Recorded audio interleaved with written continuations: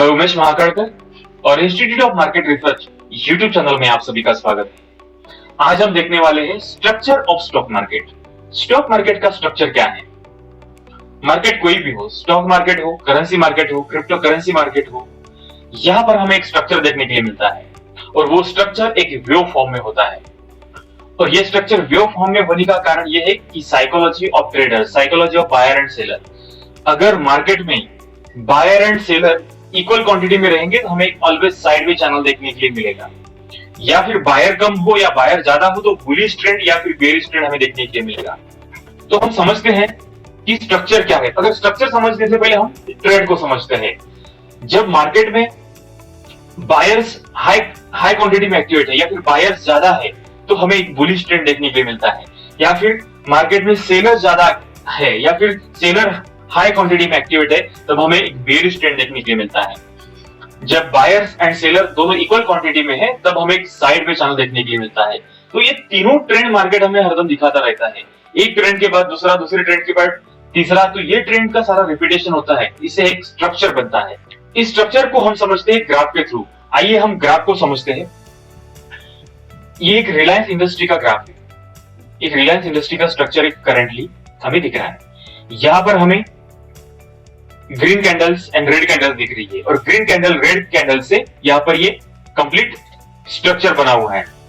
यहाँ पर हमें बुलिश ट्रेंड देखने के लिए मिल रहा है, फिर यहाँ से फिर कंसोलिडेशन मार्केट दिख रहा है, फिर से एक बुलिश ट्रेंड हमें यहाँ तक देखने के लिए मिल रहा है, फिर यहाँ से फिर से डाउन ट्रेंड आने के बाद यहाँ कंसोलिडेशन हो रहा है।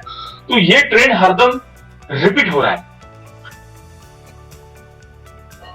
जैसे मैंने ये डायग्राम ड्रॉ की है, यहाँ पे एक डाउन ट्रेंड इनिशियल लेवल पे हम देख रहे हैं। जैसे मार्केट डाउन ट्रेंड में आने के बाद एक कंसोलिडेट हो रहा है, यहाँ पे देखिए। तो इसे हम एक्यूमुलेशन फेज बोलते हैं।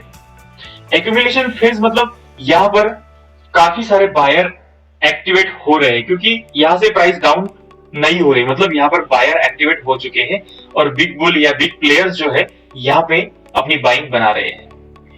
बाइंग बनाने के बाद एक समय ऐसा आएगा कि यहां से मार्केट अपना अप ट्रेंड को शुरू करेगा।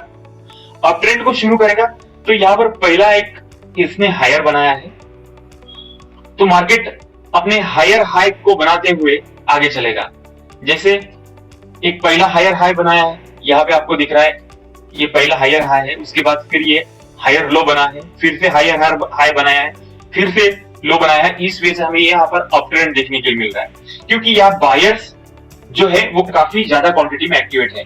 बायर्स का जो पावर है यहाँ पे काफी ज्यादा है, इसलिए मार्केट अप ट्रेंड में हमें मूव होते हुए दिख रहा है। लेकिन ये कंटिन्यू मूव होते रहेगा क्या? नहीं, यहाँ पर कहीं ना कहीं प्रॉफिट बुकिंग आएगी। तो यहाँ पे हमें प्रॉफिट बुकिंग देखने के लिए मिल गई। इसे हम डिस्ट्रीब्यूशन बोलते हैं। जहां पर बड़े प्लेयर्स ने यहाँ पे बाइंग की थी, वही बड़े प्लेयर्स यहाँ पे सेलिंग कर रहे हैं, तो उसे हम डिस्ट्रीब्यूशन बोलते हैं।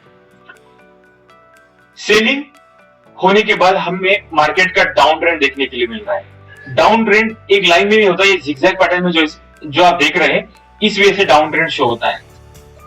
मार्केट अपने लोअर लो लोअर हाई को दिखाते हुए इस वजह से ट्रेंड को फॉलो करता है। उसके बाद फिर से एक एक्यूमुलेशन फेज आता है, फिर से नए बायर्स नए लोग यहाँ पर आते हैं और फिर अपना मार्केट फिर से अपना ट्रेंड चेंज करता है। देखिए जो रिटेल ट्रेडर है कहाँ फंसते हैं। देखिए यहाँ पर एक्यूमुलेशन फेज होने के बाद यहाँ पर बिग बुल जब एंट्री करते हैं, बड़े प्लेयर्स एंट्री करते हैं, तो यहाँ अप ट्रेंड दिखता है। अप ट्रेंड आने के बाद जो रिटेल ट्रेडर थे उनको लगता है कि हमने ट्रेंड को मिस कर दिया है, ट्रेंड मिस हो गया, तो हमें हो सकता है यहाँ से फिर से एंट्री लेने के बाद मार्केट अप ट्रेंड मूव करेगा। तो जो रिटेल ट्रेडर है यहाँ पे फंस जाते हैं। यहाँ पे बड़े प्लेयर सेल कर रहे होते हैं और रिटेल ट्रेडर एंट्री कर रहे होते हैं। रिटेल ट्रेडर का मानना यह रहता है कि यहाँ पर हमें मार्केट अप ट्रेंड दिख रहा है, तो यहाँ से फिर से मार्केट अपने अप ट्रेंड को शो करेगा। तो लेकिन ऐसा नहीं होता है। मार्केट एक ट्रेंड के बाद दूसरा ट्रेंड दिखाता ही है। जैसे कि हम रिलायंस इंडस्ट्री में हम देख रहे हैं। देखिए जैसे यहाँ से अप ट्रेंड शुरू हो चुका है, देखिए अप ट्रेंड शुरू हो चुका है। अप ट्रेंड दिखाने के बाद यहाँ पे देखिए फेज एक कंसोलिडेशन फेज आया है, यहाँ पे एक्यूमुलेशन हुआ है। एक्यूमुलेशन होने के बाद यहाँ पे फिर से बड़े प्लेयर एंट्री कर रहे हैं। एंट्री करने के बाद देखिए मार्केट काफी अच्छा ग्रोथ दिया है। इसके बाद फिर से मार्केट एक छोटा सा डाउन ट्रेंड दिख रहा है, यहाँ पे मार्केट में कंसोलिडेशन हुआ है, डिस्ट्रीब्यूशन हुआ है और फिर से बड़े प्लेयर मार्केट में एंट्री करते हुए यहाँ पर देखिए अप ट्रेंड हमें दिख रहा है। तो इस वजह से हम मार्केट में up trend, distribution and down trend देखने के लिए मिलता है। तो मार्केट का ये स्ट्रक्चर हर दम रिपीट होता है, तो इसका ही हमें बेनिफिट उठाना है। और मार्केट का अगर हमें अंडरस्टैंडिंग प्रॉपर हो गया, मार्केट के स्ट्रक्चर का अंडरस्टैंडिंग हो गया, तो हमारा इन्वेस्टमेंट एंड ट्रेडिंग काफी आसान हो जाएगा। स्टॉक मार्केट के स्ट्रक्चर को तो हमने समझ लिया है, लेकिन सवाल यह आता है कि जब भी हमें स्टॉक बाय करना है तो बाय कहां करना है, और सेल करना है तो फिर सेल कहां करना है। तो इसे समझने के लिए हमें डिमांड जोन और सप्लाई जोन को समझना होगा। जब मार्केट में ह्यूज क्वांटिटी में सेलिंग हो जाए और सेलिंग अपने पीक लेवल पर हो, तब हमें बाय करना है। और जब मार्केट में ह्यूज क्वांटिटी में बाइंग हो रही है और बाइंग अपने पीक लेवल पे हो, तब हमें सेल करना है।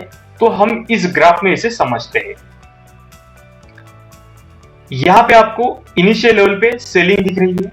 सेलिंग, यहां पर सेलिंग एक टॉप लेवल पे आ गई है, उसके पीक लेवल पे सेलिंग आ चुकी है और यहां पे फिर एक साइडवेज चैनल हमें देखने के लिए मिल रहा है, जिसे हम एक्यूमुलेशन फेज बोलते हैं। इस एक्यूमुलेशन फेज में retail trader and institutional trader, retail buyer, institutional buyer दोनों यहां पे अपनी पोजीशन बनाते हैं। उसके बाद मार्केट एक अप ट्रेंड हमें दिखाता है। अप ट्रेंड के बाद फिर यहाँ पे सेलिंग आती है, तो इंस्टीट्यूशनल बायर भी सेलिंग करते हैं या रिटेल बायर भी सेलिंग करते हैं। तो यहाँ पे हमें अपने स्टॉक को सेल कर देना है। तो ये ट्रेंड जो है ये कंटिन्यूस चलता रहेगा। तो क्या सही में ये ट्रेंड अपने ग्राफ में हमें दिखेगा? तो हम देखते हैं इसे रियल ग्राफ के ऊपर। देखिए, एग्जांपल लेते हैं कि हमने रिलायंस स्टॉक को यहां पे बाय किया होता, 2500 के पास हमने इसे बाय किया होता और 2600 के पास हमने इसे सेल किया होता, तो हमें यहां पे रिटर्न कितना मिलता, तो वो हम यहां पर कैलकुलेट करते हैं। तो यहां पे हमें कैलकुलेट करने के बाद पता चलता है कि यहां हमें नियर अबाउट 4.6% का रिटर्न यहां में मिलता है। ये रिटर्न मिलने के बाद मतलब यहां पर हमें एग्जिट हो जाना है, क्योंकि यहाँ बाइंग जो है पीक लेवल पे है। यहाँ पे सेलिंग स्टार्ट हो चुकी है। सेलिंग आने के बाद मार्केट यहाँ कंसोलिडेट हो रहा है, फिर से यहाँ बाइंग शुरू हो चुकी है। तो देखिए, फिर से हमें यहाँ कितना रिटर्न मिल सकता था अगर हमने मार्केट कंसोलिडेट होने के बाद हमने यहाँ अपनी पोजीशन बनाए होते, तो हमें कितना रिटर्न मिलता था। मार्केट हमें हर बार अपॉर्चुनिटी देता है, ठीक है। यहाँ पे हमें 2.4% का रिटर्न मिलता था, फिर हमें यहाँ पे फिर से अपॉर्चुनिटी थी, बाइंग अपॉर्चुनिटी, ठीक है। तो हमें हर बार मार्केट अपॉर्चुनिटी देता है। अगर हमने यहां से पोजीशन बनाई होती 2665 के पास, तो हमें कितना रिटर्न मिलता था वो हम देखते हैं, नियर अबाउट 5.09, मतलब 5% का रिटर्न हमें यहां मिलता था। अब ये रिटर्न मिलने के बाद हमने यहाँ पर देखा था, यहाँ पर नियर अबाउट 5% का रिटर्न। उसके बाद फिर मार्केट में कंसोलिडेशन फेज आया, यहाँ पर भी मार्केट नियर अबाउट 5% का हमें ग्रोथ दिया था। इसके बाद फिर से यहाँ पे हमें कंसोलिडेशन देखने के लिए मिला है। तो हर बार मार्केट 5% का यहाँ पे हमें ट्रेंड दिख रहा है। फिर से हमें, अगर हमने यहाँ पे बाइंग की होती कंसोलिडेशन होने के बाद 2758 के पास अगर हमने बाइंग की होती, तो फिर से हमें मार्केट ने नियर अबाउट 5% का ग्रोथ देखने के लिए हमें मिलती थी, ठीक है। यह हमें 4% की ग्रोथ देखने के लिए मिल रही। तो मार्केट हमें अपॉर्चुनिटी कई बार देता है। तो स्ट्रक्चर को हमें समझना है। स्ट्रक्चर हमें समझ में आ गया तो हमें रिटर्न काफी अच्छा मिल जाएगा।